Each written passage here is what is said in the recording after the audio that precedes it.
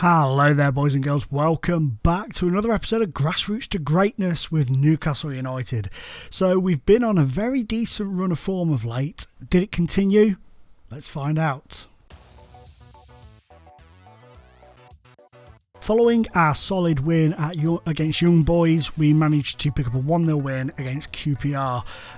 Performance was a little bit flat compared to what it had been in recent weeks, but I do attribute that down to the Thursday-Sunday match sort of regime when you're in the Europa League.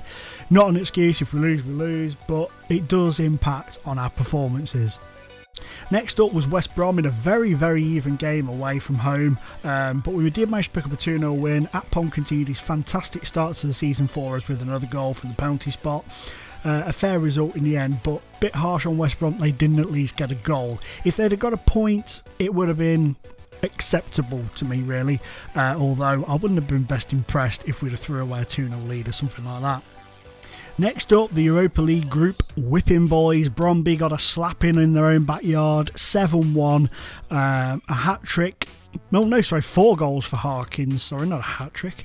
A quadruple of goals for Harkins. Goodwin, Charblower and Clarkson with the goals. It speaks for itself. We dominated, we scored, we won. Simple as that. Easy as peas. That was, of course, on a Thursday. On the Sunday at home, Tottenham slapped us 3-0. Kevin Volland, Harry Kane and Sergei Morozov with the goals. We were the better team in terms of attempts and stuff, but in terms of clinical finishing, it finished 3-0. Then came the Capital One Cup fourth round away at Hull. We took the lead for a Pennington own goal, as you can see. Rondon equalised for Hull and then they beat us on penalties. We were poor. Munoz and Ibe with the misses. Only Thomas Ince missed for Hull, but they deserved it on the night. It was a very even game in the match. They took their chances from the penalty spot. We didn't. Simple as that. Fair play to them for going through. Then came Everton and a very, very, very, very, very narrow win. We had the ball in possession a hell of a lot in this game. We worked it around beautifully. We created 10 opportunities, 6 of them on target, but it was a very close game, if you know what I mean. It was a case of it was a bit like Man United in real life at the minute. We could pass the ball around, move it around well, but there wasn't that much in terms of the end product. We did win 1-0, obviously. Clarkson with the win on 88 minutes after missing a penalty on 29, but all in all, a bit harsh in terms of the lateness of it on Everton, but what do I care? We won. Cha-ching. Then we came up against Bromby again. This time we weren't quite so powerful against them. We huffed and we puffed. We couldn't blow that house down. We only managed to get 2 goals in this one, but Goodwin and Harkins with the goals. Fantastic performance. I think Bromby basically came with the opinion of, we're going to park the bus and you're going to have to blow the bus over to get anywhere near our goal. And we managed it on 2 occasions, which was fine, but it's a shame we couldn't get more goals. I'm a goal-hungry fiend. Which seamlessly takes us into this one. We came up against West Ham, and I'll be honest with you, I was a little bit worried, but on the plus side, we managed to get 6 goals past them. A hat-trick for Diaz, his first 3 goals for the club, if I'm not mistaken, if I remember rightly. And Harkins with 3 goals as well. Fantastic performance. Harsh on West Ham because they played well. They were just woeful, and I mean woeful in defence. And we just bossed it. Last time out, a 2-1 win at Crystal Palace. De Hoy and Goodwin with the goals. Goodwin's actually picked up a bit of a knock, if I remember rightly now, in the past couple of days. I don't know if he's going to be fit. I haven't looked at the team as yet. So we'll have to have a little look at that in a minute. But another fantastic win. And again, a very even game, but it's our finishing that has been the clinical point of our season so far. So there you go, guys. We've had a very, very decent little run, some cracking performances within that run, and that leaves us currently sat in 3rd place in the Premier League. Not far off Man City either, so we're having a good little run so far. Our good friend Brian Gallego is still top of the goal scorers lists, so he's having a cracking time. Good win, top of the player of the matches. He's also in the average rating and the assists. Nobody in the clean sheets or the yellow cards, which one is a good thing, one isn't so good. Gary Monk is now the new manager of Stoke City, which is pretty sweet for him. He left his role as England manager, which was sad for him, I guess, but England's loss is Stoke's gain. He had a decent run, to be fair, as England manager, so fair play to him for that. So today I thought we'd have a little quick swizzle around and look at how some of the old clubs are getting on, maybe, and some of the old players. First things first, Stephen Corker's up for sale because he is hated. The players absolutely despise the man. He was complaining that he's not getting football, and basically I said, well, you're not good enough, you're not playing well enough when you get in, and every single one of the players backed me up. You can see here, look, if you hover over Munoz, manager is right. Solomonson, manager, oh my God, did you hear my wife sneeze then? I thought the whole world was ending. Jesus, that was loud. She's downstairs, I'm upstairs. There's doors between us, and that was fucking loud. Anyway, so yeah, and again, she's having some sort of fit. Let me just go and check she's not dying. Good news, she no be dead. So, back to where we were. Yeah, so they hate him. He's a jackass, according to them, and they want him out. I don't particularly need him or want him around. He's not been very good for us this season when he's been involved. Although it only been a couple of occasions he's been... Well, to be fair, I'm probably being harsh on him. He's not been that... He's got a good average rating, but there's been mistakes at the back. His communication between him and the other defenders doesn't seem very good.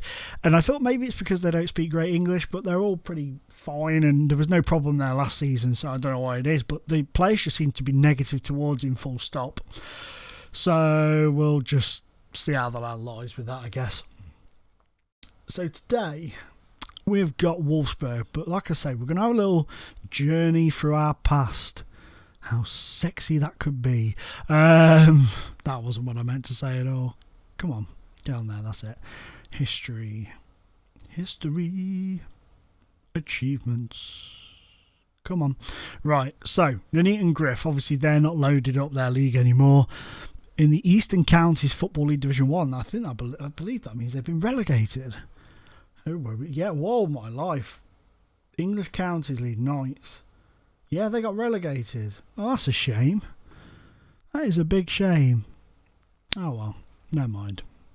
Things like that happen in the world. Nantwich, they were doing pretty damn well last times we've checked in on them. But they've... Yeah, north-south. They've been relegated as well, damn. So they've had a drop-off in recent weeks and have dropped out of the Vanarama League, so they're not doing too brilliantly either, which is a shame. Lincoln City, these bad boys up and down and left and right. So where were we when we came in? We took them when they've been relegated. We got promoted. Well, we were there that year. They got promoted. We basically got them promoted, but left and let whoever came in after us take over. They finished 11th, then they finished 6th, then 9th, then 11th, and then 9th. So they've had a steady little run, and they're actually top of the league at the moment under Ian McCall, which is brilliant for them. So they could be on for a return to the good old lovey-dovey Football League. But Bolton, things at Bolton, bad to worse. Bottom by a long stretch. Really. 6 points off safety. Ouch. Very much so. So, I don't know what's going to happen. My goodness, is Leroy Lee to their manager? Well, that speaks volumes, doesn't it, really? But imagine that for a challenge. Bolton Wanderers, if they go down again, the temptation. There is so much goddamn temptation to go there. It's ridiculous. So much temptation. But anyway, imagine that, leaving Newcastle to go to Bolton in the Vanarama North. That'd be crazy. Right, Crew. Up and down, I believe these have gone. But bloody hell, Paul Dickoff's in charge. Oh crap, I need to take that out. That's a kit I made for FM Scout, a tutorial on FM Scout yesterday.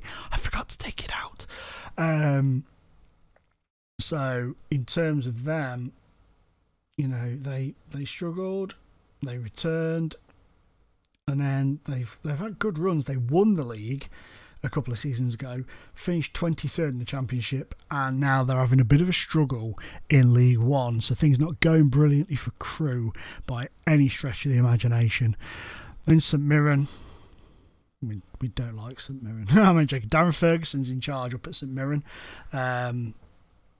Unfortunately, we haven't got anything there for them now because the league's closed off, but they're still in the Premiership, so they're still doing okay, still trotting along nicely, having a lovely old time. And then there is the wonderful Perugia. What a wonderful time we had there. It was great there. We had a little look at them last episode. They're not doing brilliantly in the league, are they? But they're not doing terribly, and they're on a decent run in the Europa League as well, so fair play to him for that. Ricky van der Vaart of Inter Milan getting in there on the old top goal scorers front. But look at that, AC Milan, Juve and Lazio have all changed their manager, so Inter Milan going well at the top. Might as well, you know, seamlessly transition into Inter Milan now. Still Simeone in charge, still got some of those amazing players. My goodness, we built something there, didn't we? We built something there, that's for sure. Some great players. Frank Boomsong, what's he been doing with his career since we left them? Not a lot. Been out on loan, not done anything spectacular. Obviously, Ronaldo is retiring. How's Alves been getting on? Oh, he's done okay. He started getting goals now, which is good. He started to score for them. Botello, how have you done? The man who scored the most beautiful goal in Champions League final history for us. He's been on fine form. Worth 54 million now. My days, what a legend. Where's Danilo? There he is. Another fine fella, man. 53 million. He looks sinisterly happy, and he's been on a good run as well. Both those players for me were absolutely amazing, and they've had great careers since we left. They've continued in that vein of form. Ricky van der Laan, 51 million. Jesus, what a team. 51 goals in 82 appearances for Inter Milan. C'est magnifique. I know that's not Italian or Dutch, but say magnifique in your face. How's this boy doing? Apro, he's 30 now. He's an amazing player. Highly recommend that guy. So those are them. So let's have a little look for Mr. Samson Emmanuel. He is still at Perugia. Spent last season on loan at Burnley and got 3 goals in 12 games there. His career's not gone where it was going when we had him at Crew, has it, at all? He's not had a great career apart from that, in the least. So next up is Caspar. See, I remember this time. Casper Cole. He's at Rotherham on loan, I believe. Oh, he's done that bloody thing again. Caspar Cole. Thank you. Yeah, he's on loan from Tottenham. He's still a fine-looking man. 22 years of age, £2.3 million value. Not the prolific player we expected him to become when he popped in at Crew. But still, you know, he had a great season at Southend in League One. It's just not took off for him since. But I still think he could go on and do something. I really do. Then there was... Where is he? I don't even know if he's still here anymore. I can't even remember his bloody name now. What was his name? Oh man, this is a nightmare. Sometimes the names just completely slip out of my head. Ishmael Bakayoko, wasn't it? Bakayoko, wherever you go. Where is he? Was that not the season that we brought him in? We didn't take him there, did we? I'm an absolute 5-star idiot. We took him to Perugia, didn't we? Not bloody Inter Milan. Why didn't you tell me? Why didn't you tell me? All of this uncomfortableness could have been avoided. Where is he? Where is he? Where is he? Where is he? He's probably left them, to be fair. He wasn't getting any games. They have got rid of... That was the first season we came... No, this was our second season, wasn't it?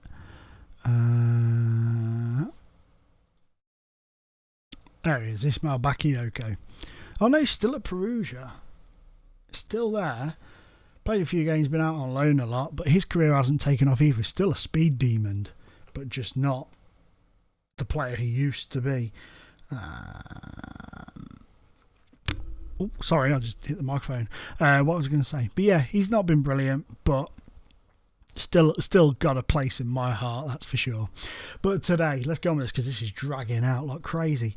We've got ourselves a little game against Wolfsburg in the Europa League, and it ain't going to be pretty.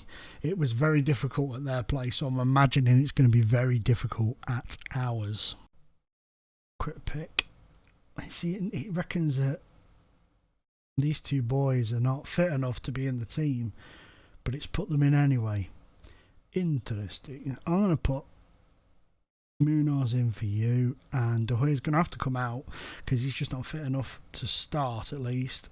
So, who do we take off the bench? Let's take the goalkeeper off. Probably get an injury now to the goalkeeper within about 10 seconds of starting the game.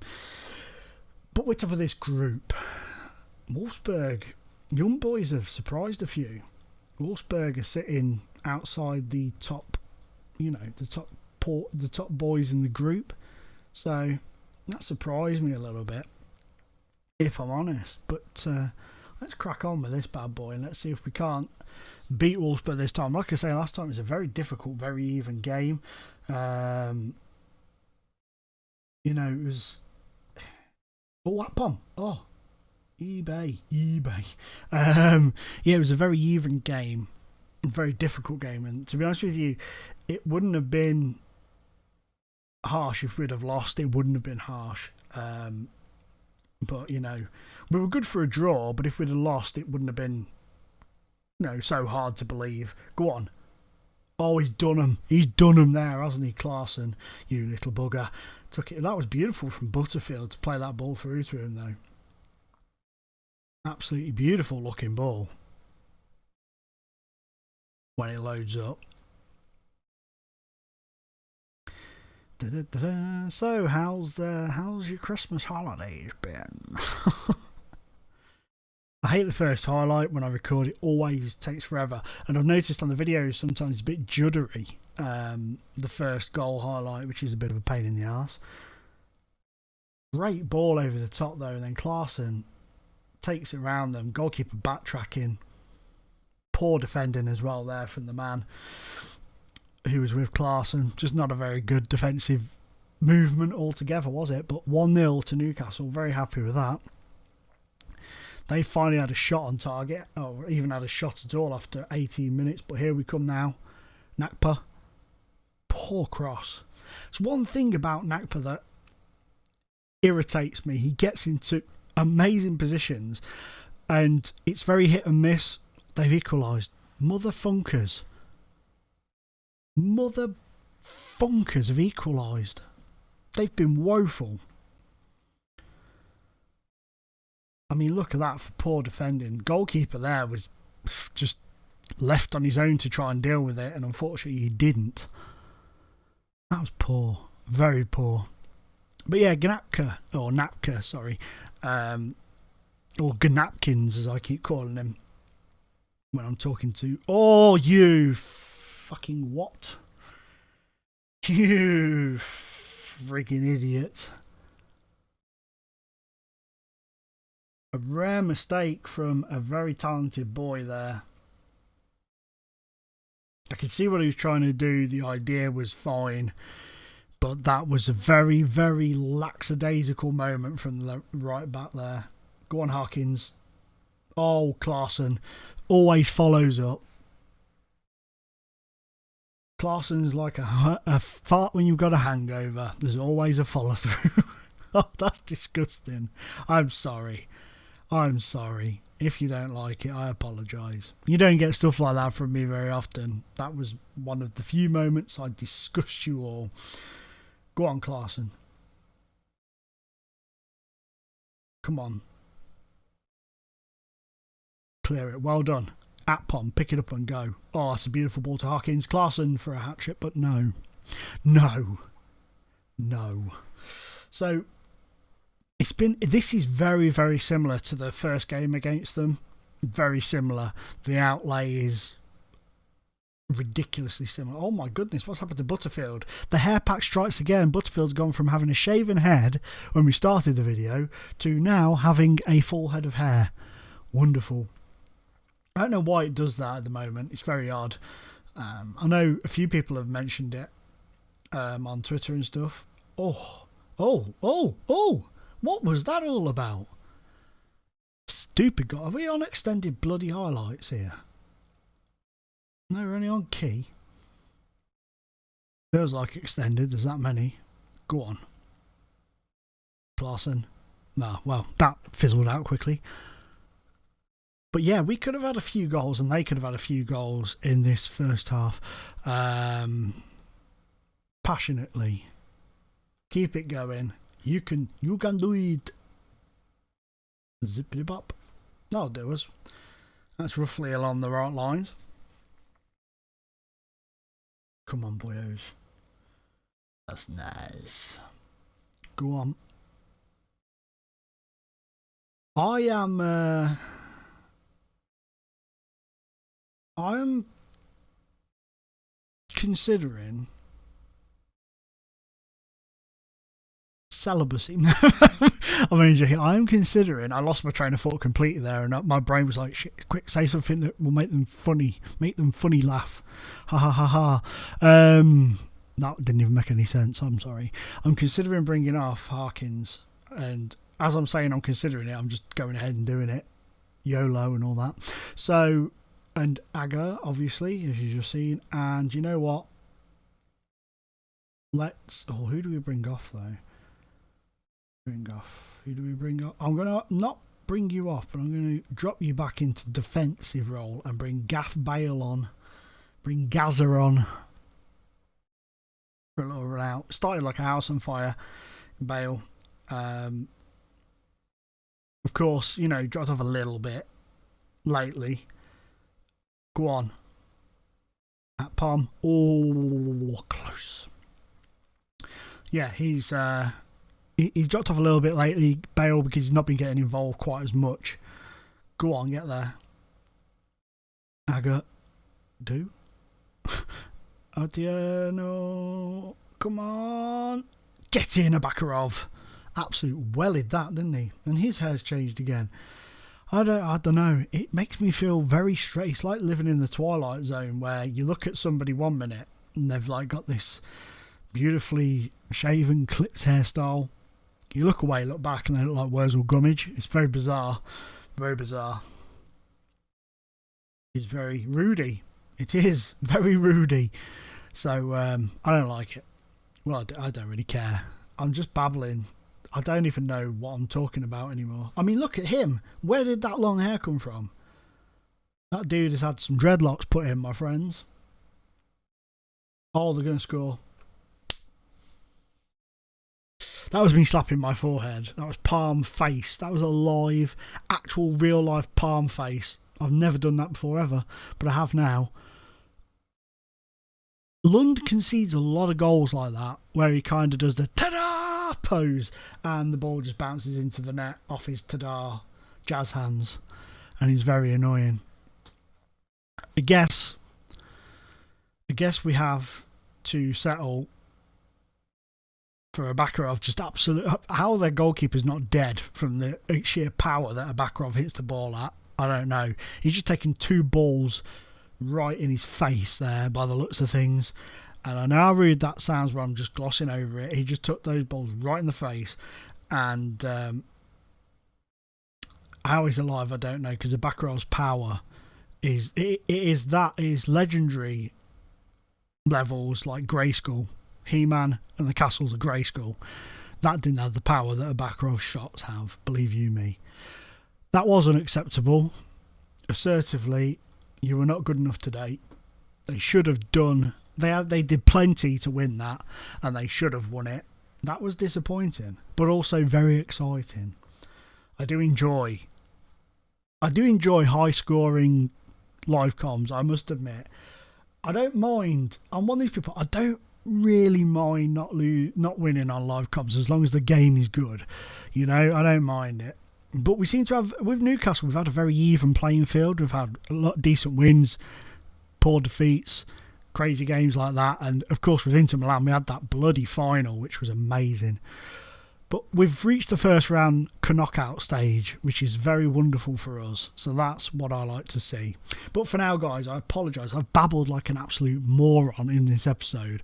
But I am a little bit all over the place at the minute, a little bit tired. I think Christmas isn't for kids, is it? It's not for kids like me and you.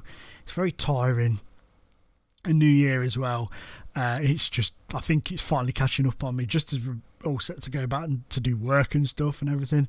It's caught up with me, the bloody swine. But guys, if you're still enjoying this, or if you just feel sorry for me, please drop a like on the episode. Means a lot to us. If you're new to the channel, hit the subscribe button, go check out my other content. That would be massively appreciated, and I will love you forever in your face.